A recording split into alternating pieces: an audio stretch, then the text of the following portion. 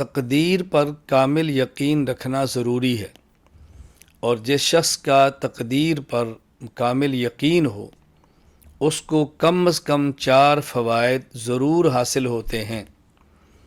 فائدہ نمبر 1، وہ اپنے کاموں کے لیے جائز اسباب اختیار کرتا ہے اور ناجائز اسباب سے بچتا ہے، کیونکہ اس کو یقین ہے جو میرے مقدر میں ہے مجھے ملنا ہے، جو میرے مقدر میں نہیں وہ نہیں ملنا، تو جائز اسباب اختیار کرے گا اور ناجائز اسباب سے بچے گا۔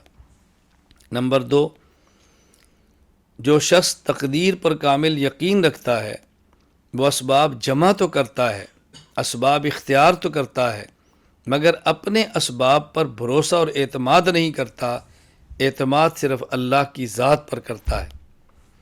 نمبر 3، جو شخص تقدیر پر کامل یقین رکھتا ہے اگر اس کو تکلیف، رنج، مصیبت، کوئی دکھ آ جائے تو اس کے لیے اس کو برداشت کرنا، اس پر صبر کرنا بہت آسان ہو جاتا ہے۔